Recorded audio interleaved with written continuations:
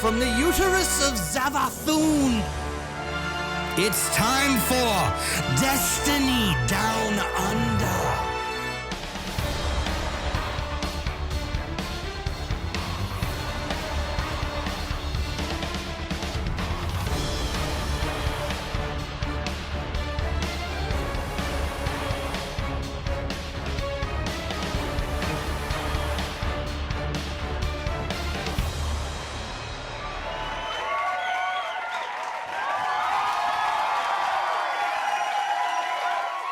G'day, welcome to the 185th episode of the Destiny Down Under podcast. As every week, I'm Log Powerslave, and I'm joined by former Destiny lore YouTuber turned Halo professional, easy game though, for babies, Mylan Games. How you going, brother?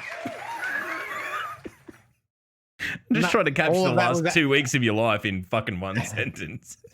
All of that was accurate. Completely accurate. No, yeah. All of it was... you forgot Speedrunner, though. Oh, yeah, I forgot that bit. Speed lasso. How has it been received? Just you lying outright to the Halo directory every time someone new pops in, and you just say, "Yeah, this is all skulls on." Just lasso speed running. Just and then they probably sit there for 5 minutes going, "This doesn't look that hard," and then it sort of dawns on them that they've just been fucking gypped. So no, beautiful. Yeah.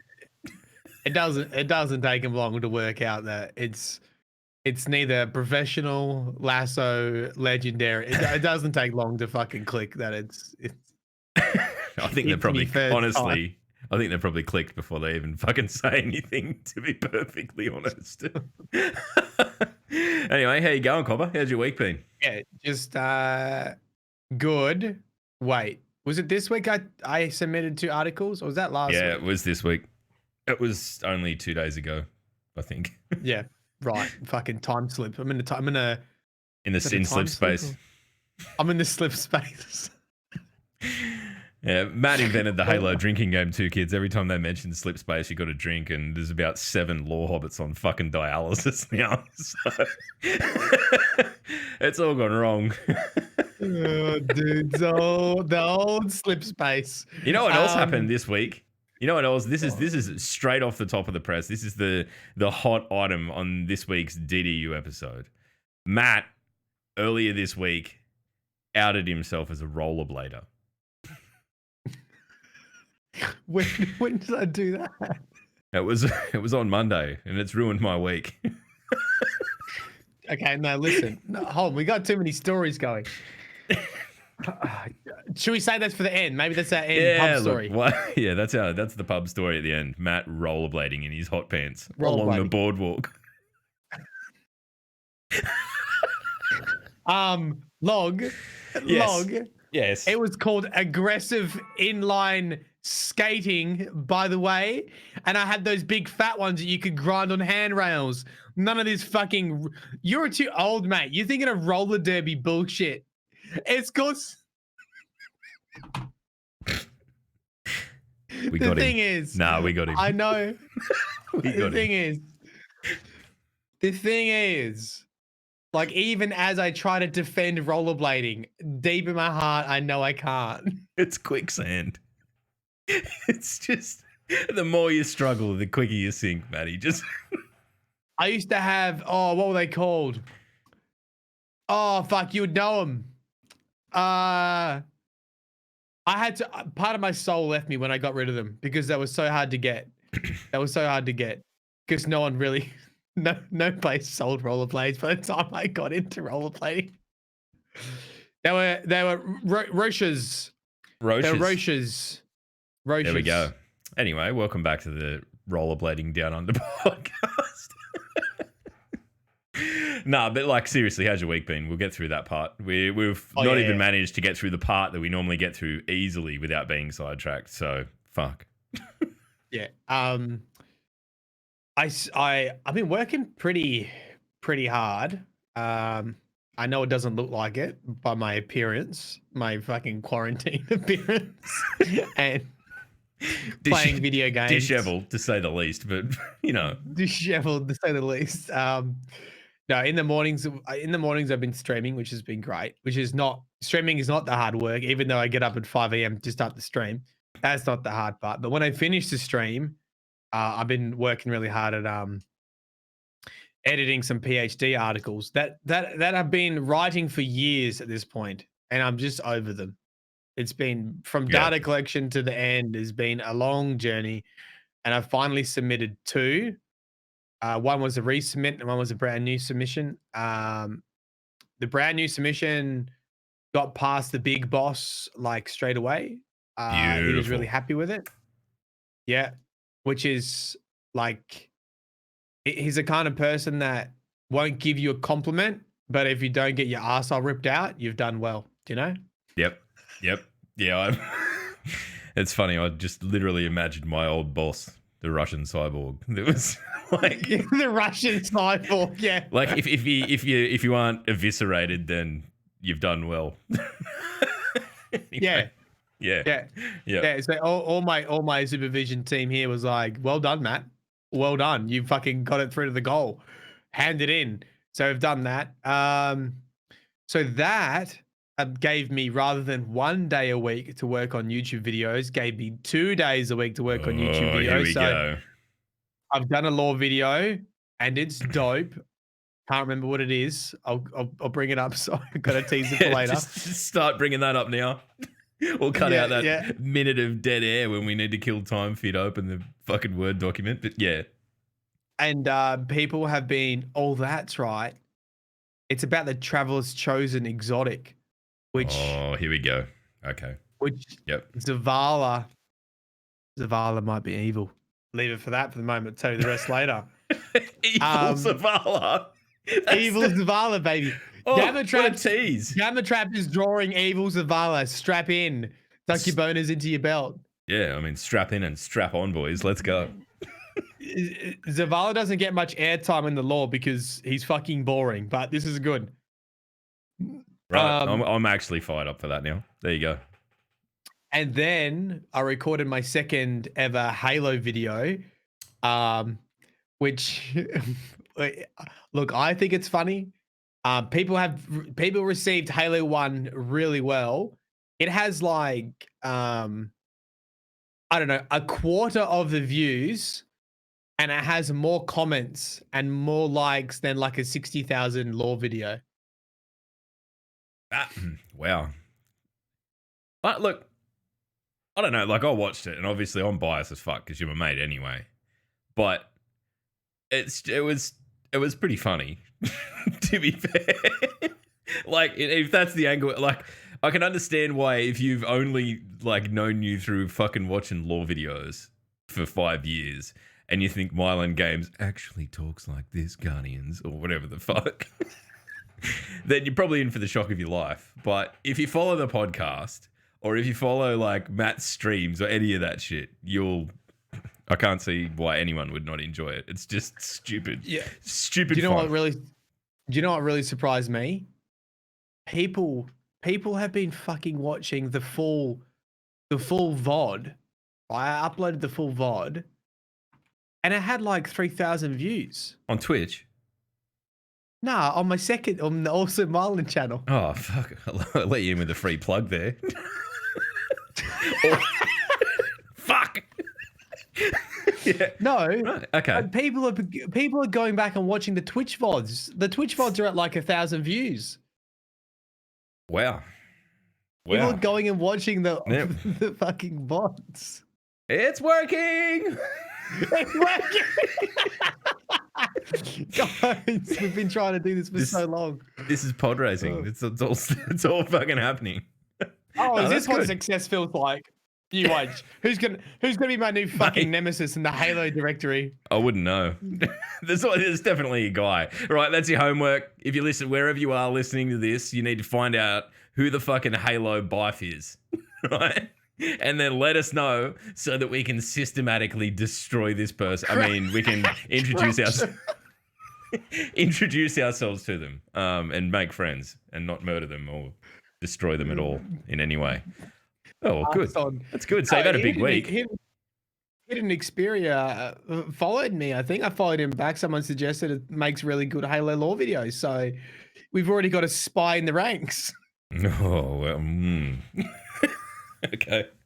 I'm gonna follow him. I swear. He fucking better dark not alley. start with "Welcome back, Spartans," because I'm gonna knock a bitch's teeth in. Oh fuck! Nah, joke. I need to talk to that Jet. I think he's really nice. Most people are really nice. That's the undercurrent of it all. Is that all of this is just silly bullshit? Especially Bife. Bife's fucking. He's a sweetheart. Yeah, I know. All right. Yes. What did I do this week? Thanks for asking anyway, Matt. Oh, you sound like Danny when I've got a rant for 10 minutes. Are you going to ask me about my day? No, I wasn't. How are we both still in functioning relationships? I don't know. Let's just not get into that. That's a can of worms. We should one day get Danny and Rach to do an episode of the podcast. We have to sit and just listen to it and cringe to death. I think that would be probably horrifying, really. Anytime I get fucking Danny anywhere near the stream, she starts a mutiny instantly. Yeah, like, she's a charismatic sort of lieutenant that's going to definitely throw you off this ship. She's got too much alpha. Yeah. She's too alpha. The fucking Twitch chat here goes, "Ooh, new alpha." And they just start following. The leader. Yeah. The leader. What have I done this week? I've done a shitload of IRL work, which no one wants to hear about. So we're just going to fucking that over off to the side. But I've been working on two things. I've been working on music stuff, which I have been working on for a while. It's taken me a bit longer because I had to like literally wait for my finger to fucking heal before I could finish the song, which has been the most frustrating fucking experience of my life. But beyond that, I've been working on some stuff for the DDU that we haven't spoken about really yet. And we won't. So cop that for disappointment. But over the next fuck you. Fucking losers. Listen to this shit podcast. But over the next few weeks, things are going to change a bit. Nothing bad. It's all good. It's all good. We've been working away. We've been the duck. Look, the thing that really I'm getting at is we've just been kind of turning up and just enjoying having a chat for a while. But that we've got to refocus on a few things that are important to us, sort of coming into Beyond Light and all that sort of shit. So keep your eyes on the Twitter because that'll be where it'll break. Halo. We aren't changing that. I feel like that right now is like plausible. Like people, like if you are listening to this podcast and you fucking just love Destiny and you don't care about Halo, like you've already been kicked enough by basically it being a Halo podcast for the last 3 weeks. And then I realize how scary it might sound that I'm saying things are going to change a bit. They're not. It's not going to be a fucking Halo podcast. This is like, I've been through this shit with Matt before. He gets heaps into things, and then the second he's done with him, he goes, and then off he goes. So if you're enjoying the talk about Halo, embrace it for now, and then fucking just be prepared for it to just vanish. Remember Tarkov? Because I don't. I made a second channel for my third channel now for Tarkov. It'll always be his second one. Yeah, the new one's your third one. No, but that is me. I get super obsessed with stuff, and then I move to the next thing. 100%. Yeah, I'm the same, but for whatever reason, Destiny sticks, and I think that like it's home, so it's don't fucking worry about us just abandoning this. We are absolutely not. I know. Spartans down under. Do you reckon if I said "Welcome back, Spartans" in a serious Destiny lore video, people would get angry? I reckon you should try and sneak one under the radar. just to subtly. This is what this has become. Us daring Matt to ruin his own content. And so, by us, Matt, I'm just like belaying the blame. Why'd you have to go get a normal job? Well, the thing is, it all started with Halo. Halo ruined my... Mate, you wouldn't be the first life ruined by Halo, I can assure you of that. There's been a few. But yeah, look. So that's a thing that's going to happen probably the end of the month. You'll be able to witness the shitness of whatever we've been up to. But good times, exciting times, and definitely sort of all designed to coincide with the build into Beyond Light. And yeah, I'm feeling really positive about stuff going forward. And, you know, I'll probably tell Matt about it at some point too, so that he knows what the fuck's going on. Chat needs to understand. Everyone needs to understand that this podcast is held together by log, and I do the classic Hollywood maneuver of just showing up and have zero input, and classic boss strategy. Even though I'm not that I'm boss, just like I'll wait for it to be on my desk and then be like, "Nah, I don't like that." And Log would be like, well, cunt, I've been working on this for fucking 3 months and you've said nothing the whole time. Yeah, you are. Soward has just outed you as the lead singer of the band. And literally you are, because I was that dude in my own band where I'd be like, kind of lazy, but also the guy who had ultimate sway over everything. So, whatever. And I'm the big swinging dick round here. I've become you, because you would have been playing Halo and you would have been sitting there with your fucking Xbox controller and they're gonna want like a meeting about the band, like band meeting, like, nah, dude, Halo 3 multiplayer right now. Do you want to know where it got to? I had like at my old house, not here. We've moved since, but I had a soundproof garage, right? I soundproofed the garage and we had fucking band practice in there, and I moved all of my computer and shit and the Xbox and everything down into the garage. So I'd be down there fucking playing Halo and all the band boys would turn up for practice. I'm like, yeah, a minute. It was that bad. I mean, Stoy that played bass, he was like one of my good mates.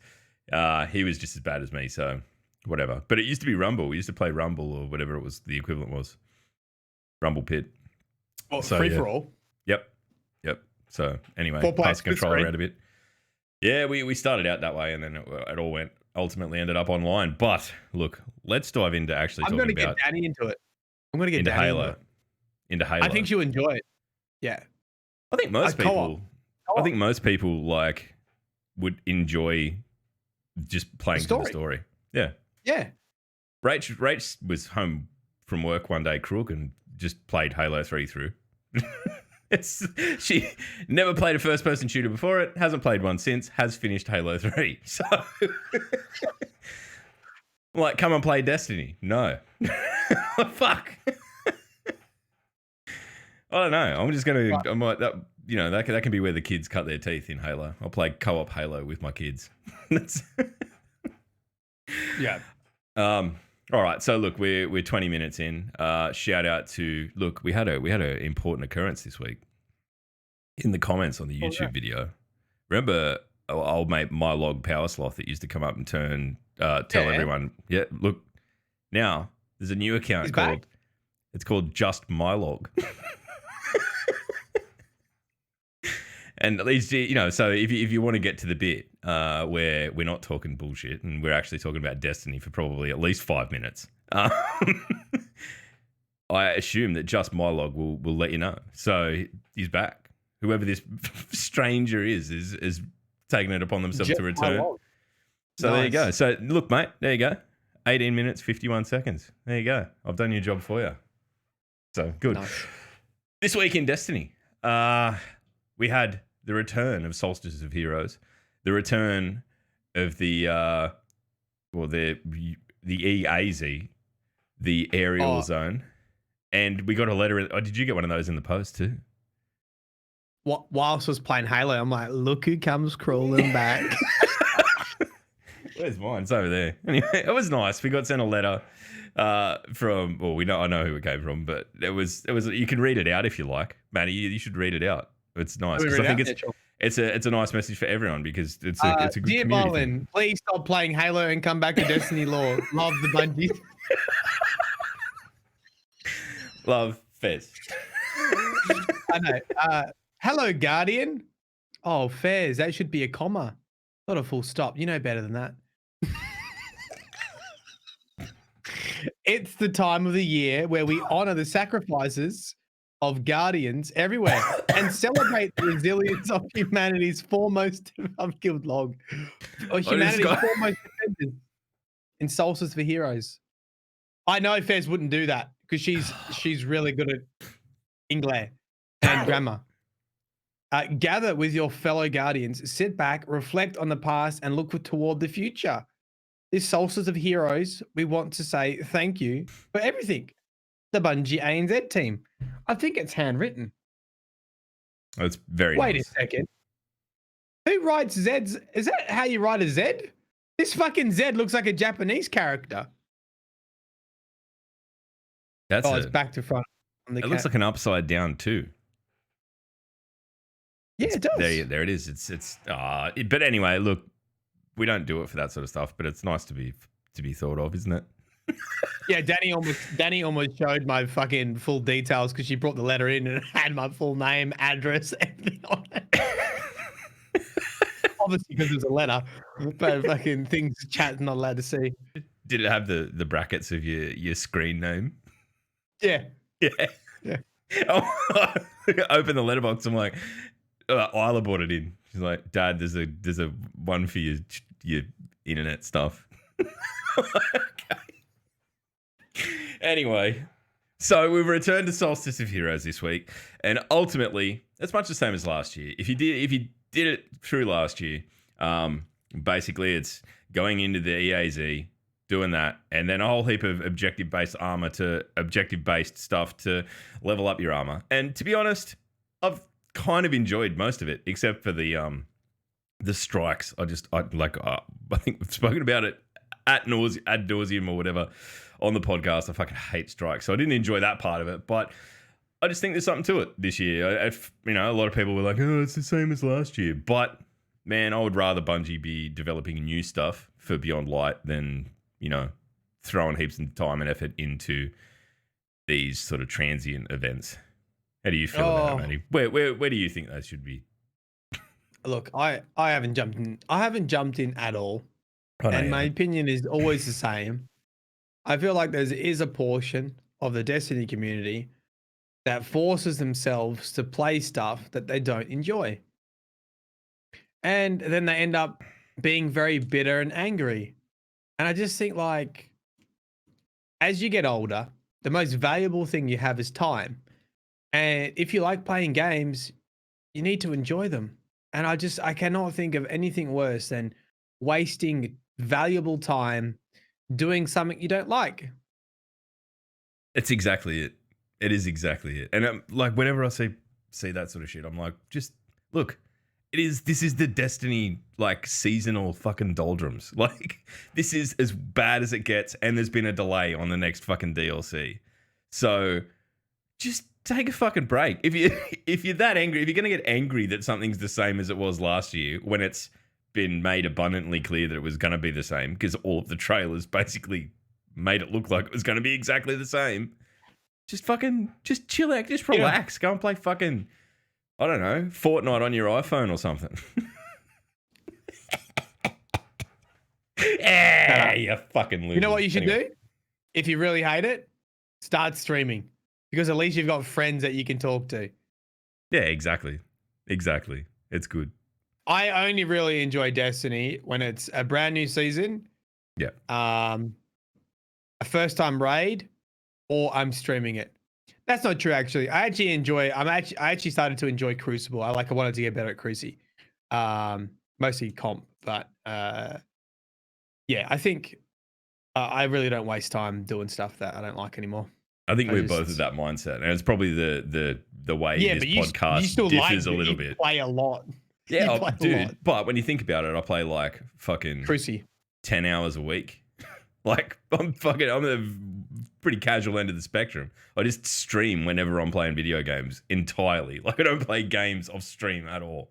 I play guitar off stream. That's my thing. But like, I think, and obviously, like, we've always come at it from that perspective with, this show and all that. So if you're not having a good time, no one, like, who gives a shit if you don't get the glows? Like, just don't do it. It doesn't matter. Remember what happened to this set of armor last time? They brought in armor 2.0, and everyone dismantled it and moved on and got different shit. It doesn't fucking matter. Just fucking woosah and just go and play fucking something else. Yeah. It's cool. But you know what's been interesting for me is like I'm actually getting heaps of gaming hours in now, because normally when I stream Destiny, yep, I fucking hardly played it. We just talk shit the whole time and play marbles basically. Now I'm playing like Halo, and people actually want to see me play Halo. I've done like 87 hours of Halo. That's some big numbers. That's like, I don't know. That's like in a week? Surely not in a week. A couple of weeks. Nah. 3 weeks. Nah. Yeah. Well, that's fucking 16-hour days. Just nah. You need a catheter to be pulling those hours. I'm doing like 4 to 5 hours every day. Yeah, that's good. But I mean, look, and it's like we've spoken about it a little bit, and I think that like you can kind of spin back to Destiny when there's like new, fresh shit to do.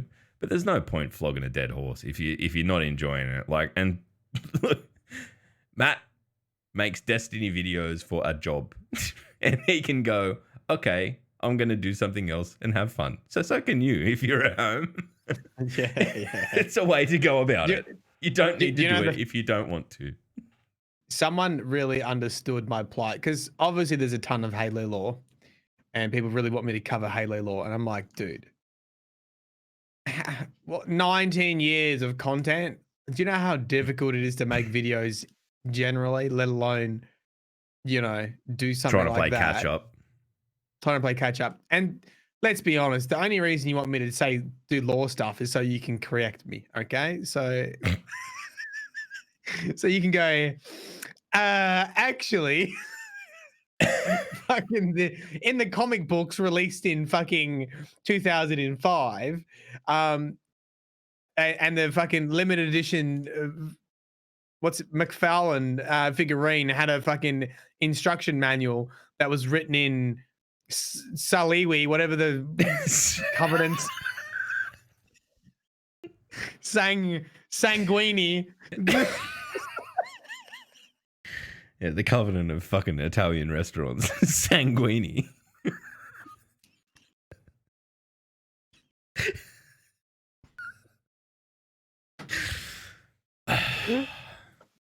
Where was it going? It's Sang Haley, you fucking idiot. I'm dying. Holy shit. If you're at all good at Photoshop, can you please make a picture of the Arbiter with a classic like Italian mustache, giving a fucking chef's kiss? Sanguini. Oh god. Oh, we're making our own fun. What were we saying? No, I forgot. Oh, we're talking about YouTube, and people we just ultimately want to fucking bait you into doing Halo content to then fucking backslap you and correct you. Yeah. Yeah, because you said, let me enjoy something, and someone understood. They said, oh yeah, and they wrote this in chat. They're like, oh, it's like the car mechanic getting home from a really fucking long day, and then all their fucking mates going, oi, can you fix me car? And being like, just fucking let me have a beer. If there's a universe that's kind of comparable enough to Destiny that like you can immerse yourself in the story of it and enjoy it, it's Halo. Like Halo is that game. And I totally think that like for you to have the one franchise that you like are expected to know everything about at the drop of a hat. Which is, I find that pretty funny because I know what you like, but and then you can't do that with Halo. You've got to have some fucking, you've got to be able to step back from it and just, you're the passenger in this. You're the person who would watch a lore video, right? Yeah. I'm enjoying being the passenger. It's funny. I know we're banging on about Halo, but I gave people the example like listening to lore videos is very different from writing lore videos. Like I actually watched a lore video and I was like, oh, this is actually pretty fun.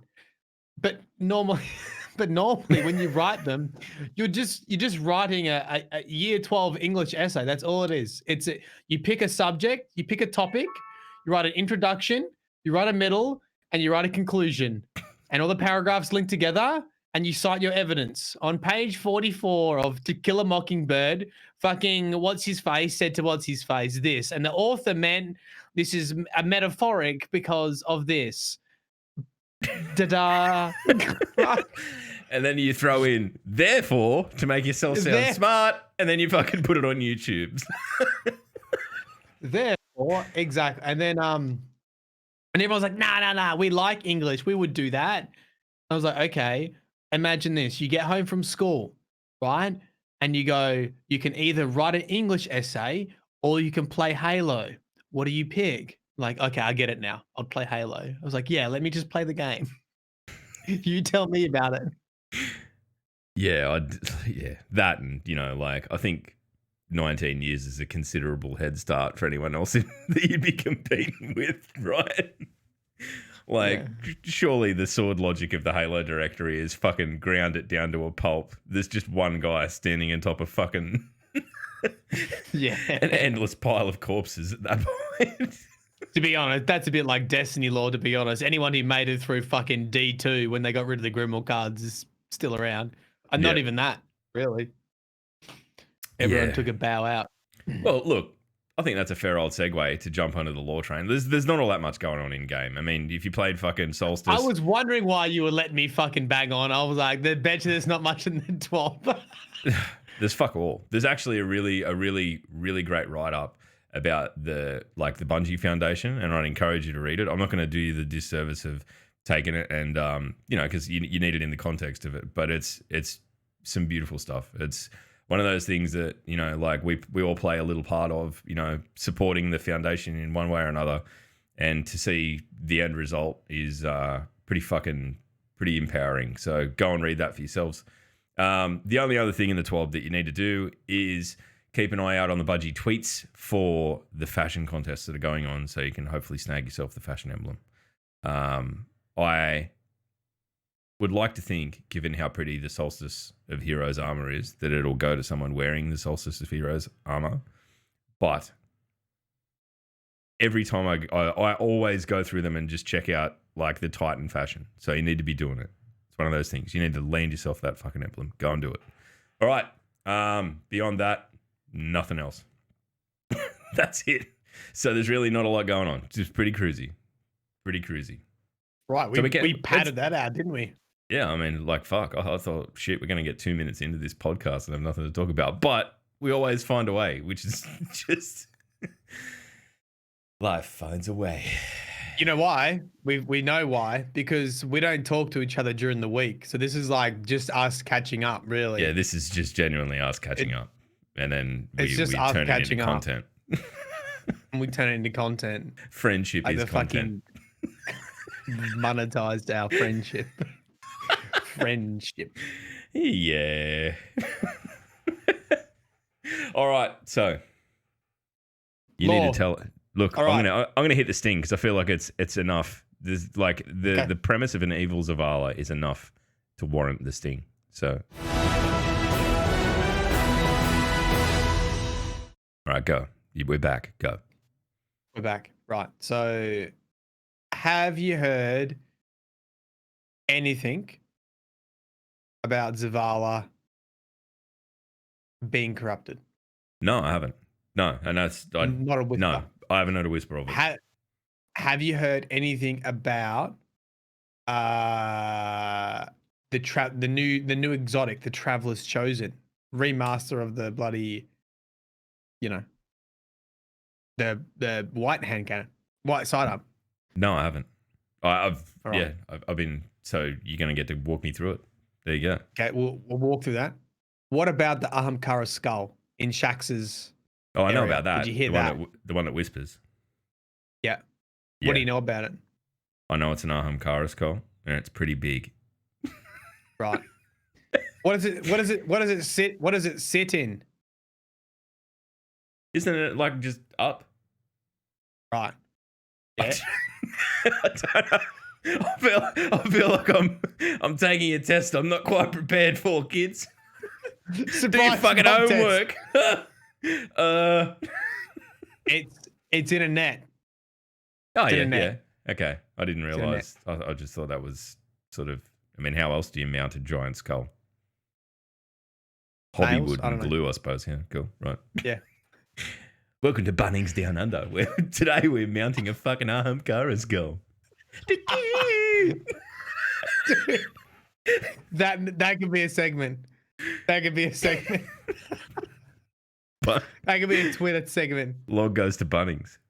I can tell you know what. I'll tell you a story after this. Okay, good. Right. Just have a look at this. I push into my ossific den, and he is there. I see him looking over the side towards his traveler. Head bent. He's speaking softly, but I can hear him. Anyone who was listening could. What does that sound like? It sounds like someone that's like possessed or something, right? Like, or not possessed, but it kind of reminds me of like Eris, right? Yeah. Yeah.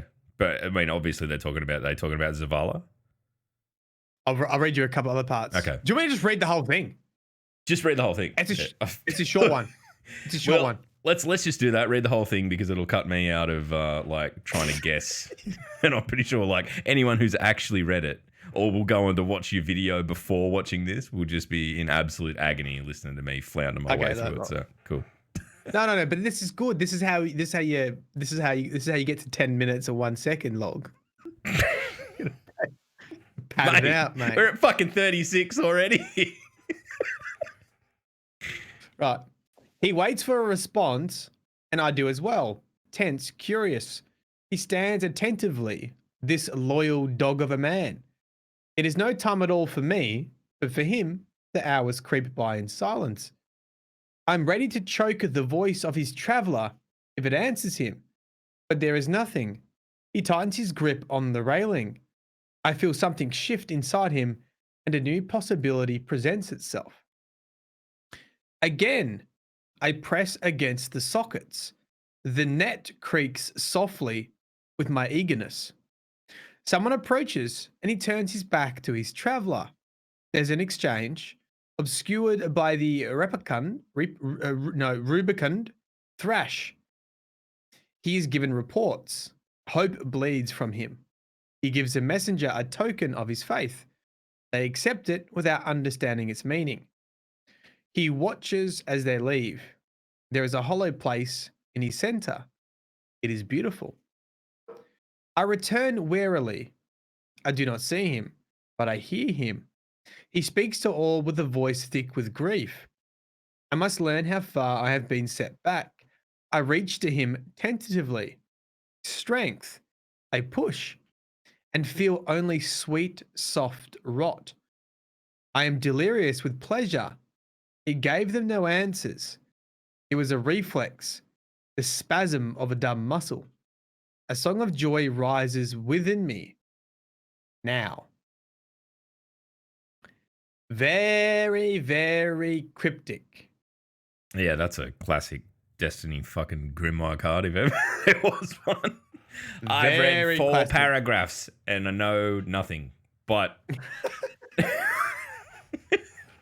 it's also how you've managed to craft yourself a niche in making fucking videos explaining it. So yes, so I wouldn't have figured this out. I read this on Reddit. Reddit's been my best friend since I've explained most content. It's been very good. Oh, excuse me. So it doesn't actually name who's being observed, but you get the impression there is someone spying on someone else. Yep. The person they're spying on looks out towards the traveler, holds onto the rail, and when's approached, turns around and gives out tokens. Yeah, so it's Zavala. It very much sounds like Zavala. Yeah. Now, where are they looking at him from? Well, the very first part of the card says, I push into my ossific den. Ossify, ossific, bone, create bone. I push into my bone den. Second paragraph starts with...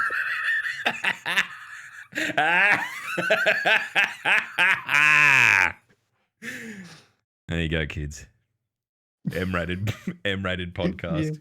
You would have been a fucking terror in school, mate. You could not help yourself. You absolutely could not help yourself, could you? No. Monka. All right.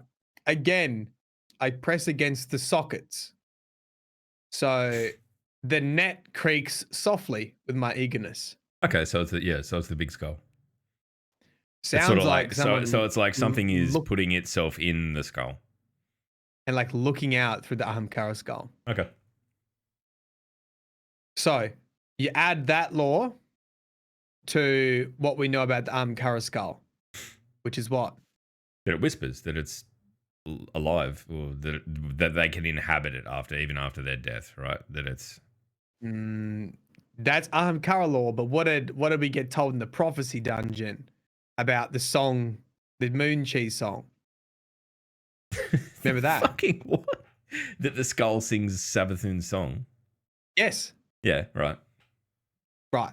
The skull sings Savathun's song. Yes. So the big query at the moment is this Ahamkara spying on Zavala, or is this Savathun using the power of this artifact as basically a looking glass, as a spy glass, which is probably my theory, which is what I'm looking, because people have sort of been saying, is it Ahamkara? And I get the impression it's not Ahamkara. It's just a dark relic, a dark artifact, which is what they say in the prophecy dungeon. Yeah, okay. And that is just linked to Savathun. Savathun has been singing her song, which we don't really know the consequence of. I think it's probably more of an Easter egg, to be honest, than it is an actual lore thingy. Yeah, plot device, yeah. And she's been spying on Zavala. Now the reason why that's really important is because we have seen a big change in Zavala's mental strength since the Red War and since Cade 6's death. He's basically like broken. Yeah, he's rattled. He's rattled big time, yeah. Yeah. There is a Grimoire card. There's a lore tab from I can't remember what it is from, the lore book Stolen Intelligence, right? Where both Zavala and Ikora are considering dismantling the Vanguard, or disbanding the Vanguard completely, right? And did it say sorrow? Oh, it says grief. The other card says he's full of grief. It is very, very similar to the transition on the corruption of someone like Dredge and Yor. Yep. When they lose all hope, when they're full of grief and sorrow, and they start to turn towards the darkness as a way of combating or trying to, move along. And then there's a new entry that came out with the messages from the darkness itself. So Eris gets a message, and remember that all Eris's messages are meant to be relayed to Zavala. Yes. Because Zavala's sort of saying, I don't know if you should be doing this. So Eris says this: now I am hiding the truth, even from my own friend. I do not want to make them distrust the Vanguard, but I am sure that this warning is genuine, and that it points to a threat in our own ranks. There are inflections to this logograph that speak of a killer hidden in plain sight. Ooh, someone is going to betray us. How fucking cool would it be if we had a big plot twist and Zavala fucking just flips off the handle, mate? Well, that's the thing. I mean, there's sort of always been this slow build and growing suspicion that Eris is... It's his time. Yeah. Maybe it's not Eris at all. Maybe that's a bit of deflection, right? And I don't know, dude. We've had Cade 6 die in a September expansion, in a end of year expansion. There could be a heavy plot. I mean, what? We don't need Zavala. I mean, as hard we need Lance Reddick. Don't get me wrong. Because he's a treasure, but like we don't need Zavala on our side. I think he'd make an incredible like villain. Yeah, I think it could be really compelling. Oh, he would be a good villain. Yeah, I feel like he really would be. I don't know. It's interesting because I think to further strengthen the kind of assumption, well, not the assumption, to tie together the threads of it being Savathun that's sort of imbuing herself into the armed Kara skull. The part where it says that if the traveler spoke back, she would reach out and stop it. Very similar to the way that they've kind of acted with the darkness reaching out and doing that. So yeah, true. Good point. An interesting sort of, maybe the intention is to sort of cut us off and confuse us entirely. And if you're Zavala and you're pretty zealotous, the one thing about fanatic people is that they're sort of the most easily manipulated. So I feel like they're polar. They're either all in, or they're all out. Yeah, or they're all in, but in the wrong direction, right? Yeah, So, dude, I think it's pretty fucking compelling. I think it's cool because I was Struggle Town. I was Struggle Town with the lore, and I was like, damn, I really just want to make a Halo video. but that's symptomatic of where Destiny is right now too. So it's not like things are slowing down and like to the point where like things have been delayed. So it's definitely gonna grind for a little while yet. But things like this that are being put together now, that like when did this sort of stuff become available, or is it? This theory is a little bit old actually. Yeah. I think the most recent one's within a week, but I think the Traveler's Chosen came out when all the Solstice. We got a big dump of lore. Like huge dump of lore. A huge dump of lore. We actually had all the Solstice armor lore tabs and that kind of stuff a bit earlier, I think. Yep. Okay. It was Season of Rivals 2 months ago, man. Yeah, okay. So but I mean, it just goes to show that there's things out there that are still yet to come to fruition. So if you're into that kind of thing, you can definitely find some inspiration and things to look for. Fucking hell. Yeah. That's a huge one. That's like sitting here now, like if that is not telegraphed at all, that will fucking flip people. That will be like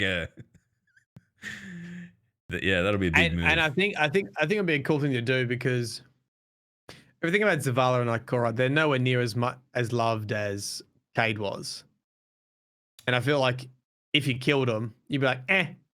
But if you make him a boss, if you make him an enemy, I like that. Like that's better. Yeah, I think so. And I think like, dude, they've been staple characters for half a decade at this point, doing the same thing, more or less, playing the same role. I think a change in one would absolutely like facilitate a change in the other too, right?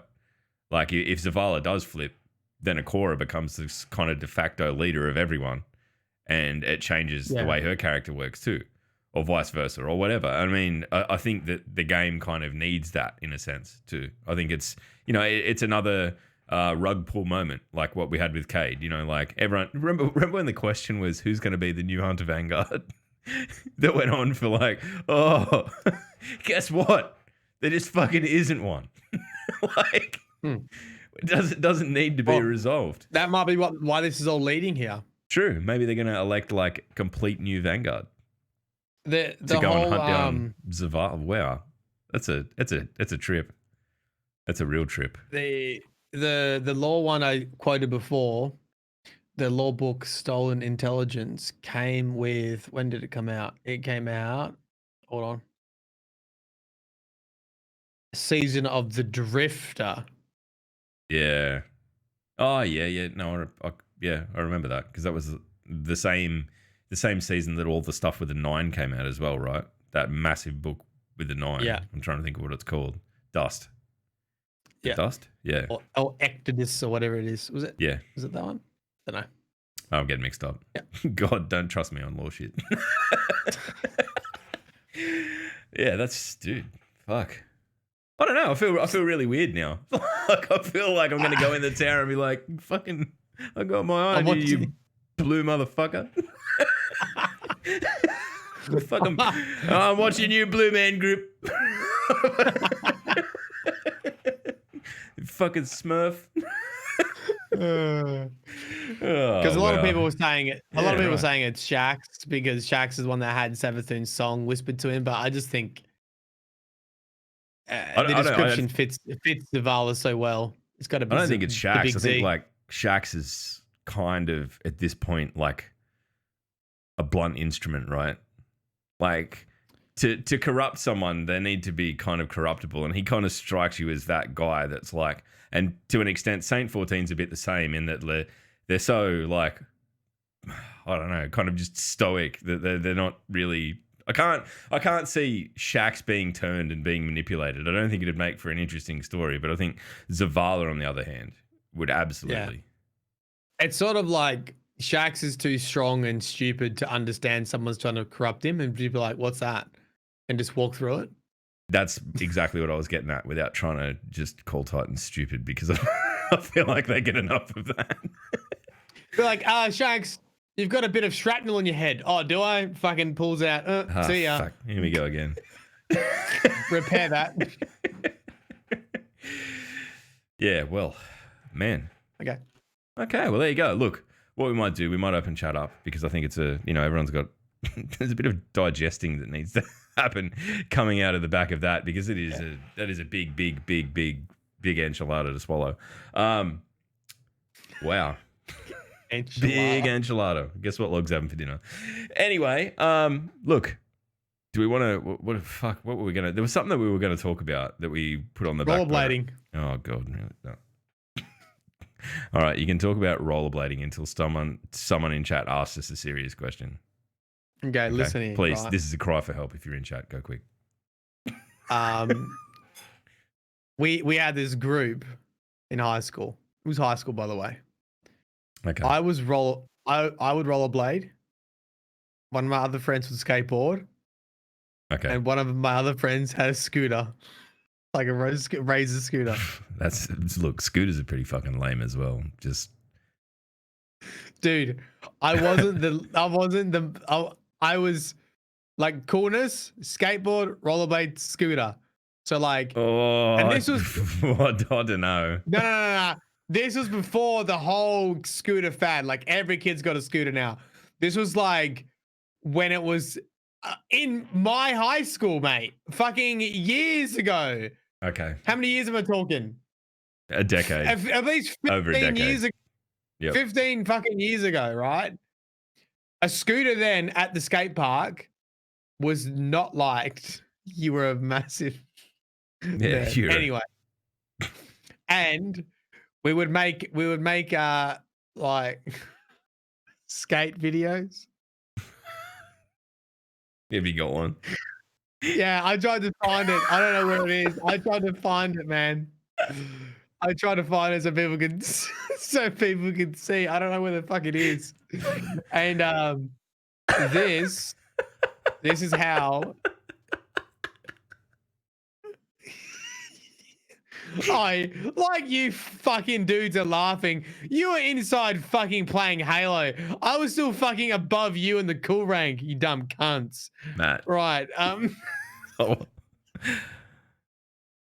had when I was in year 4 and 5, I had a front mullet, right? And that 2-year period was the only time in my entire life that you on rollerblades has been cooler than anything I've been doing.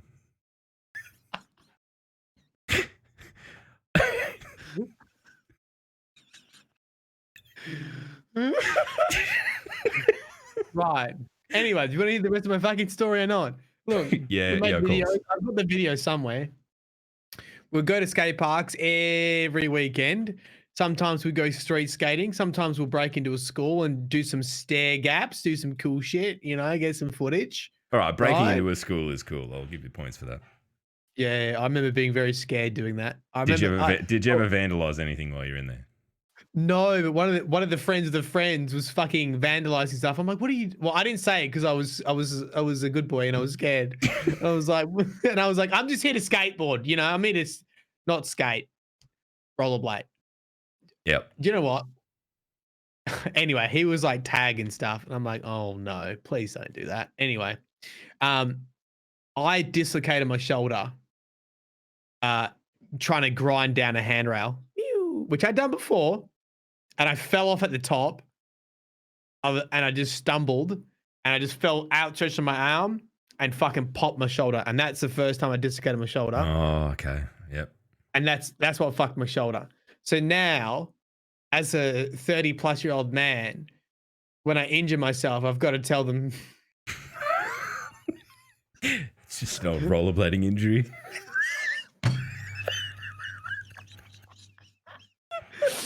But here's the kicker. I lie because I don't want to say rollerblading because I know they'll laugh at me. So I say skateboarding just to make it a little bit cool. Oh man. Fuck. No. Oh man. So you know what? I'd have done exactly the same thing.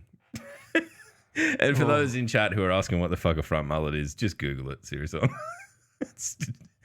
I'm not sure if it was anywhere outside of Australia, but fucking it's someone who had dreadlocks for short of the bag. Yeah, like just a fringe, like literally just bangs. Emo. No, it was even worse than that. It was terrible. I'll see Do if you I have can... a photo of it? Oh, I don't know. I mean, I think even Mum's burnt all the photos of me at that age. Yeah, no, hard to look at. There'd definitely be one going around. My sister will probably have it. She's the kind of person who hoards that sort of shit to bring it up at, family functions and whatever. So if there is one, it'll be around. Dude, that is. I would lie about that too. I wouldn't say I was rollerblading. Yeah, I did. There's a question here from AKA Guyed Son. I don't know if you just joined the stream, but we talked a bit about the what'd you say? I just said thank God. Oh yeah. We just talked about Sabathun's song on the Aham Karaskal. Yeah. Like I said before, I don't think that's gonna be like significant. I feel like that's a bit of an Easter egg of some sort. Like, yeah, I think it's just meant to say Sabathun's. I think the whole point with the song and is a bit of an Easter egg, and just to say that Sabathun has invaded the tower. She has spies in the tower. I think that's the main function of. Yeah. Like, I don't think Era says that the song is irreversible or can't be unheard, but she never really explains what that fucking means. Like, has he got a micro penis now? I don't know. I don't know what the impact of the fucking. I don't know what the impact is of the song. Just all the blokes in the tower. Just. Maybe that's why his helmet stayed on. I don't know. What, out of shame of his micro penis? Oh yeah, maybe. If you hear Sabathun's song, your head grows, so you can't get your helmet off. Yeah. All right. Mikey's got a Halo question. We can. What did you think of Buck being in Halo 5? You've played 5 fucking minutes of it, so I don't think you've. Wasn't he a Marine in the Halo 1? Isn't ODST? Oh, that's right. So he's kind of like I've already forgotten ODST because I didn't really quite enjoy it. Yeah, it didn't resonate with you, and that's fine. I think that its tone sort of makes it a difficult game to invest yourself in and stream, because it's a very off pace. It's not bombastic like the rest of the Halos. Yeah, and it was my first time back on controller, which really threw me. Yuck. Yeah, I can see that being a factor. And at 30 FPS. So Yeah, I don't know. I mean, so ODSTs just for you, they're kind of like a half step in between a Marine and a Spartan. They're kind of like this, the best you can be without being a born fucking Spartan. I mean, I think in general, as a series overall, the characters in Halo are very good. Generally, like you either most of the time you love them, like Johnson, Miranda, fucking what's the scientist lady? Halsey, like they're fucking crackers. They're good characters. Yeah, they're really good characters. I mean Cortana, like I don't really like what they did with the old anime Diddy with Cortana and like Halo 4. That was you were the other day, and I just happened to load up stream and Cortana's there, and it's like her rack gets bigger every iteration of the Halo franchise.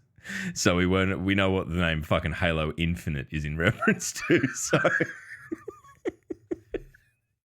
I don't know. Look, I think we could just chalk it up to the fact that graphics improved or something. I don't know.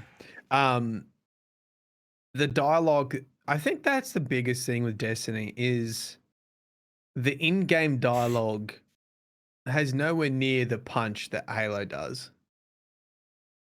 And it's part to do with the whole open world part.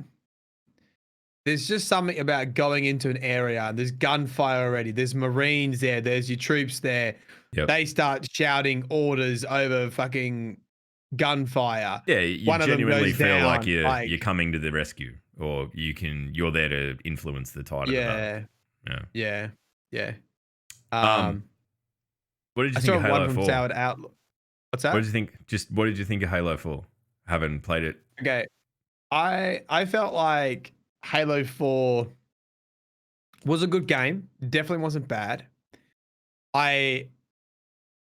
If you go watch all the streams, I probably screamed less in Halo 4 than I did in other ones. Like a lot of time in the Halo franchise, I'm like just screaming, this is epic. This is amazing. I didn't find that happened a hell of a lot in Halo 4. It was still good. I mean, the ship scene is amazing when you're fucking basically Star Wars flying through the Death Star. That was excellent. Are you thinking of Reach, or are you thinking of Halo 4? Halo 4. All right. Oh, yeah, no, never mind. I'm thinking, yep, okay. Yeah, that one. Yeah. It's been a big week. Yeah. The thing that got me, I actually think it was, I felt like it was just missing the icing on top. Like it was like a really good clone. Like someone had gone, yeah, these are the elements that make a good Halo game. And they like got like 90% of it right. And then there was just missing like whatever that 10% off magic is that makes something like a good game to a fucking incredible game. Yeah. One that you'll have dementia and be like, do you remember Halo 4? Like, like,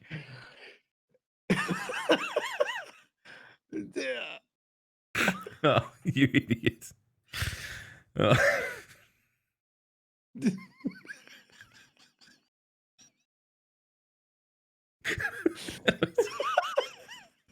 I did not expect that out of you. No. Anyway, people get so and one of the things I think Halo 3, watching all the behind the scenes and the stuff that Marty O'Donnell and that put out, the stuff that they did with the audio, in my opinion, is probably that 10% magic. Yep. I think the way that they mixed audio in like Halo 3 and probably Reach, I think, how just everything molded together, the backing music, the gunfire, the Marines lines, what they were yelling at you, all the different variations you got. I feel like that's a bit of magic that maybe was missing from, because some of the noise, some of the sounds in Halo 4 just like the Warthog is disgusting. It sounds really so tinny, bad. hey?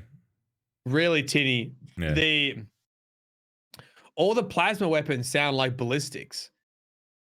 They don't sound like alien plasmas. They sound like you're shooting bullets. I don't understand the need to like reinvent them every time. Like, Like, what, the gun just magically evolved in the fucking gap between the two? Like, it's okay if it sounds the same because it's the same fucking gun. But I guess, like, whatever, you need to up it to keep people interested.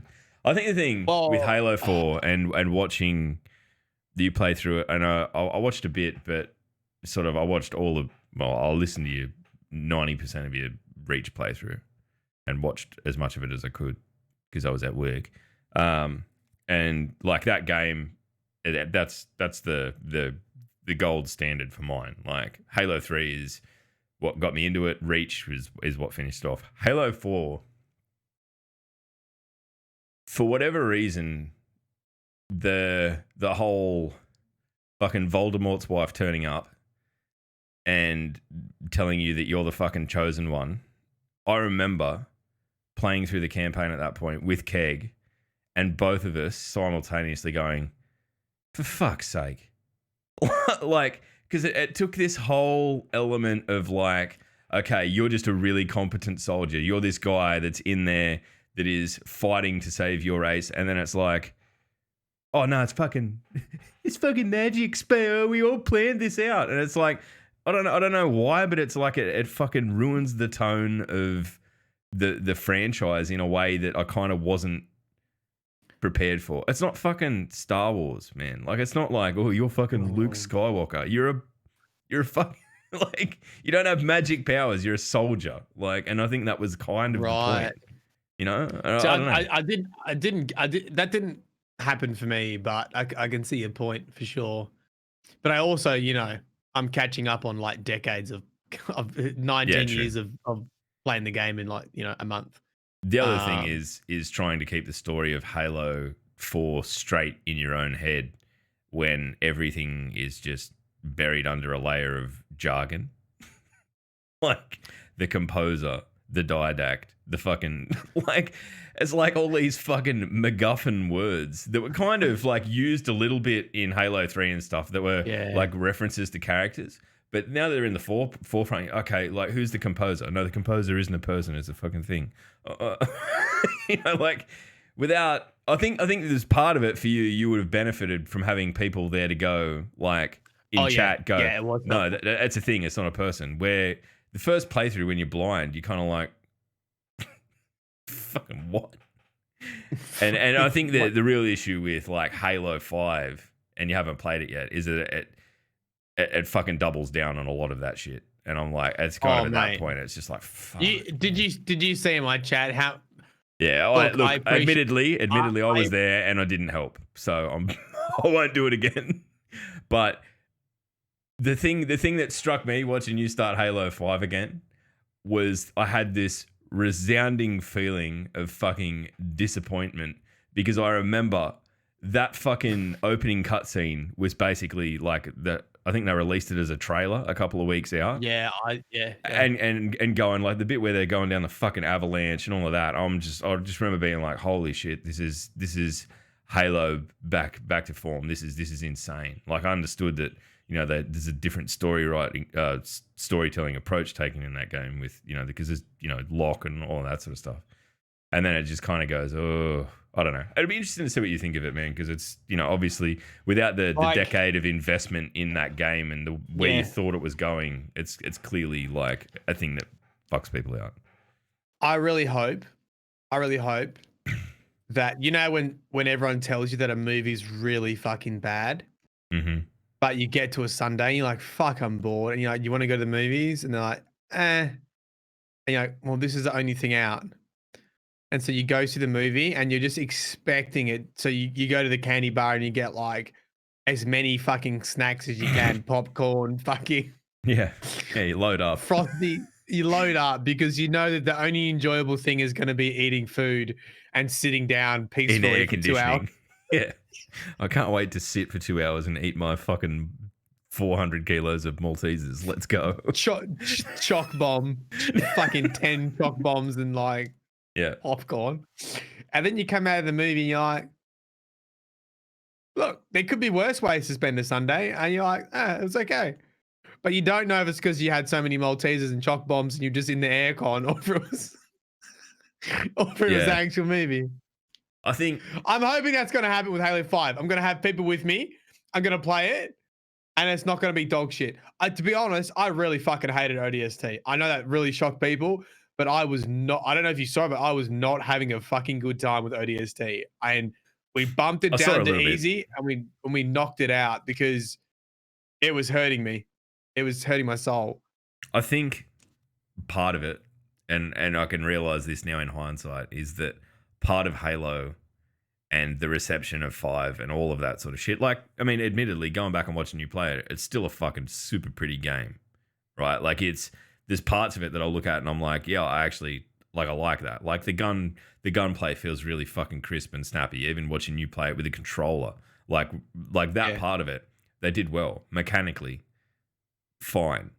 But the thing that it suffers from is, like, modern Star Wars syndrome of like this emotional build-up of people who have followed, and I like, admittedly, I'm doing exactly the same thing of like, I've followed this for so long and it's not panning out to be what I wanted, and I'm fucking rattled by it, and I don't fuck Halo 5 because it's not, like, I'm sure if it was the only Halo game you'd ever played, you'd be completely lost in the story. You'd understand fucking none of it. But I'm sure it's like an okay game as an experience to play a game.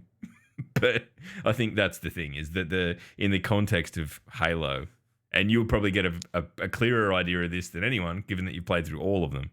It's just not, I don't know. It just feels out of place. And given that, I think honestly, to be like super harsh of the entire series, I don't think they were ever able to replicate the types of encounters that they gave you in Combat Evolved. If you go back and play Combat Evolved, everything feels like a fucking bespoke challenge. Yes, yeah. Everything, every encounter I'd hate to use the comparison to Dark Souls, but it's like that. You walk into a room, you're like, oh, here's a room, and you have no idea how to get through the room. There's a bunch of enemies in the room and a bunch of tools for you to discover. And I felt like every time you went into an encounter with Combat Evolved, it was very good at making you feel smart. And that's very rare for me when playing games. I was like, ooh, invis. Oh, now I found invis. This changes how I approach this. Yep. Or like, oh, there's a path here I can use.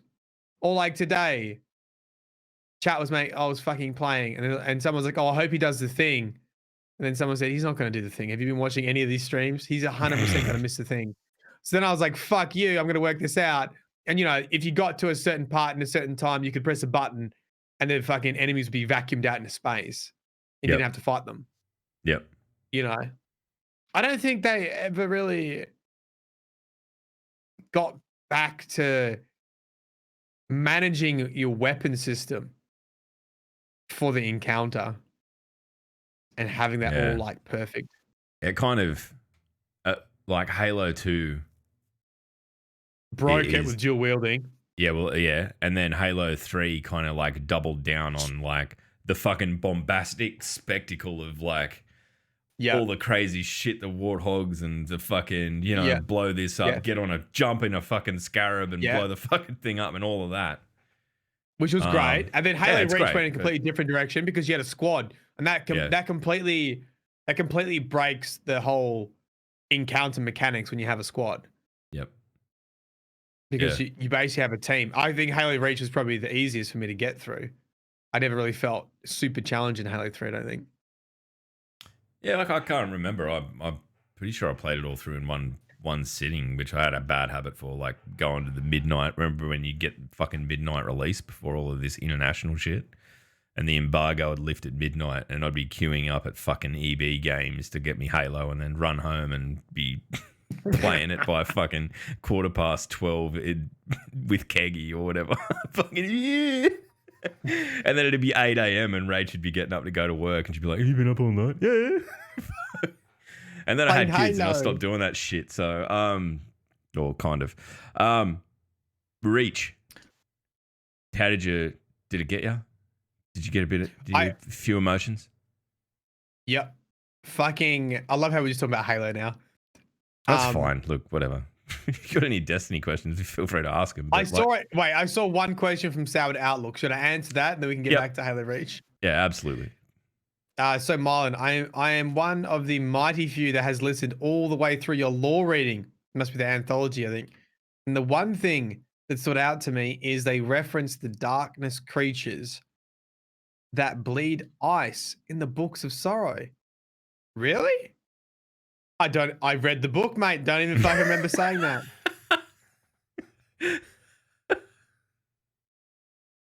What page? What page is it on? Don't know. Yeah, right. Yeah, look, Sour tweeted at us because that's interesting. That's very interesting. Hopefully Tad Outlook's still here. There he is. Yep. They drive the needle. What, do you mean the Leviathans? Oh, there are a bunch of other creatures in there. Right. Back to Halo Reach. Yep. It requires research. I love the whole premise.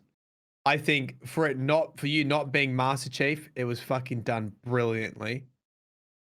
I love the whole premise that basically everyone gets fucking KO'd as you move along the story. Yep. Cat's death was shocking, and I haven't felt that way in a video game, maybe ever, with the exception of Last of Us, because that can be quite graphic, but mid-sentence cops a fucking round through the face, through the back of the head, out of, like, genuinely shocked with her death, and was like, that's fucking touche. That got me. That was cool.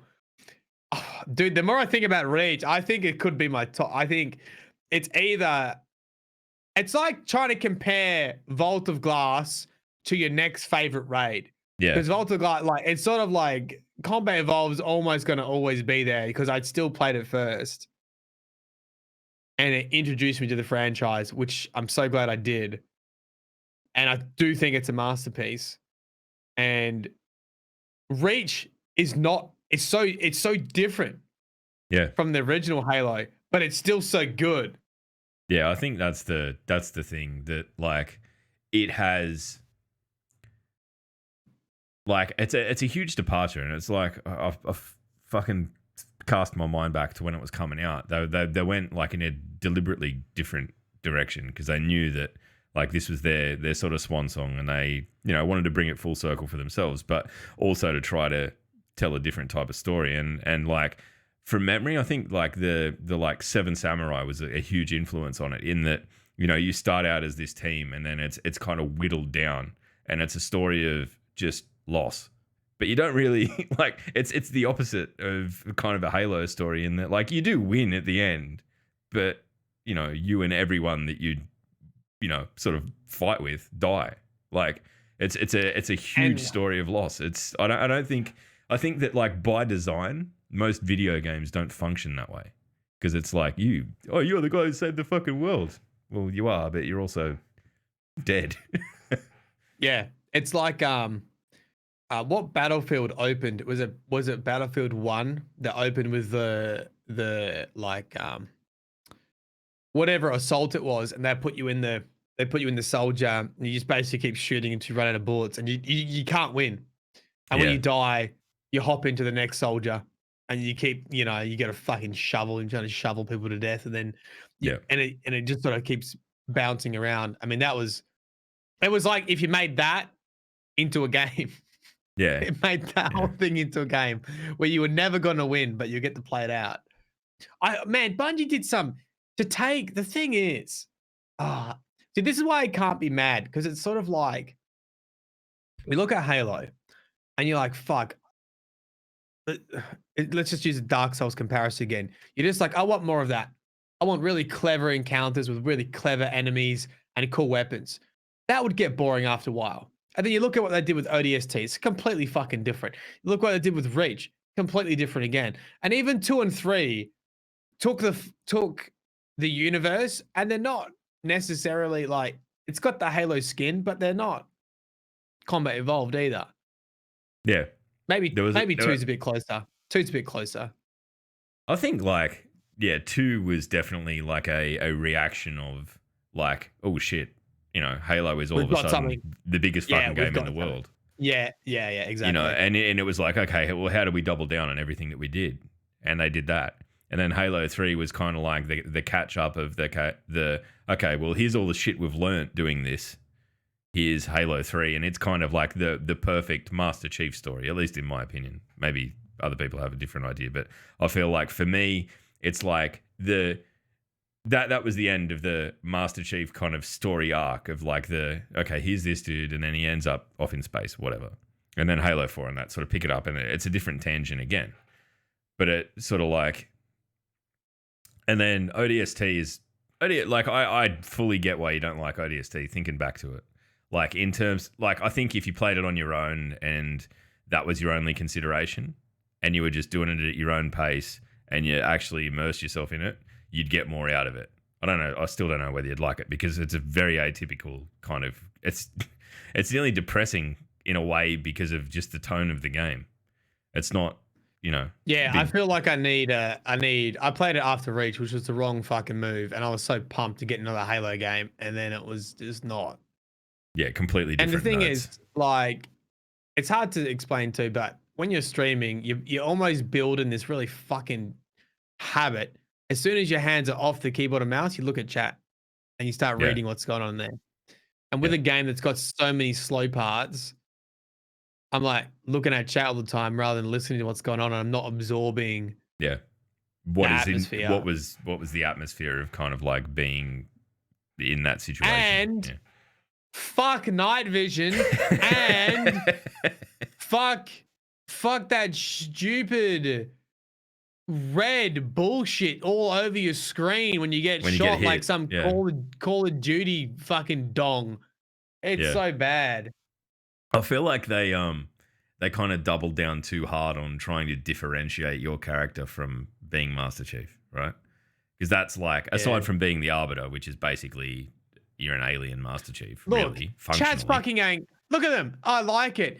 Are you joking? The amount of amazing lighting in ODST that just gets fucking covered up with the green hue.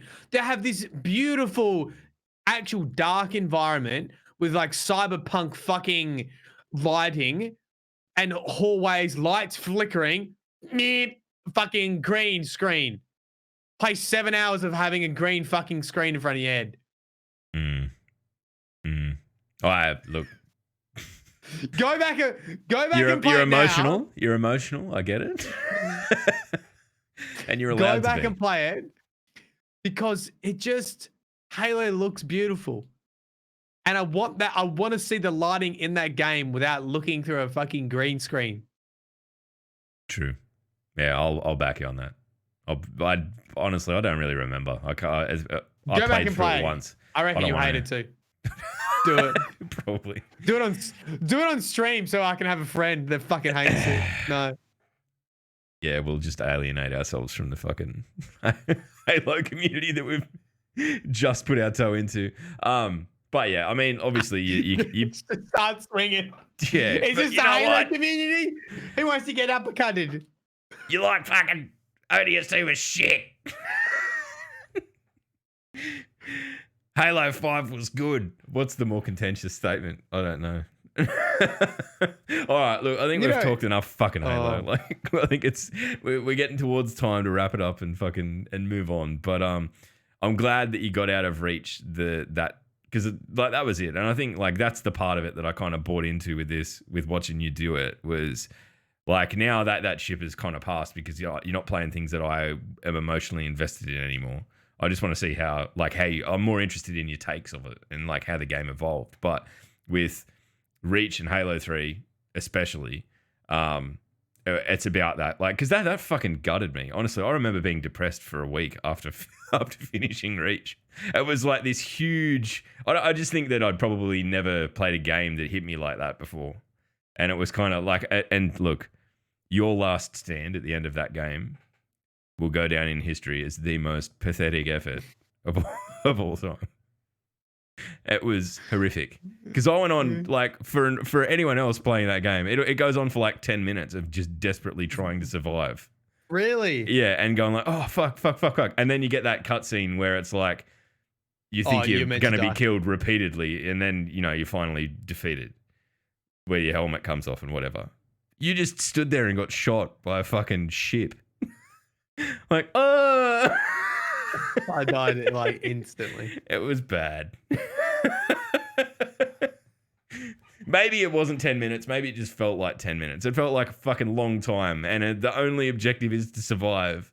And you're like, why? What's going to happen? What's going to change? But nothing does. And I think that's probably the only part of that game that you really missed. Was that moment. Yeah. It was still pretty funny though to die instantly. Yeah, I think it was very on brand for you, to be honest. Matt wrong direction, going wrong way. Matt makes his own luck, most of it bad.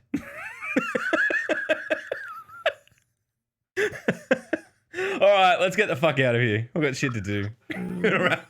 Wrap this puppy up. Look, wherever you're watching, listening to this, thank you very much. Thank you sincerely from the bottom of our wretched souls for your continued fucking love and support and just hanging out and having a good time. Whether you're driving to work, whether you're at work, whether you're rocking on at home, don't watch this in front of the kids. There's a lot of bad words in it. I mean, I hope you haven't. Anyway, I hope you haven't got an hour and a half into a podcast of us dropping F-bombs every 5 seconds before you realise that it was a bad idea. Anyway, this isn't a parenting podcast. Just do better next time. But thank you very much. And look, Maddie, where will the law find people this week? Have you got anything in mind? Have you? Yeah. Have I got anything in mind? This is the one thing you prepare for the podcast. No. I literally just thought of it. Spend hours on it. So you look around. It looks like you're in the Matrix. There's a blue tinge all around you. Data, numbers flying out. A figure comes out. And you look closer. Oh, there's a law. Smack bang between anime titty. It's Cortana. Halo law will find you, baby. All right, we're going to get the fuck out of here. Stay tuned for a raid. Rock and roll. Have a good weekend. Bye. Big anime titty.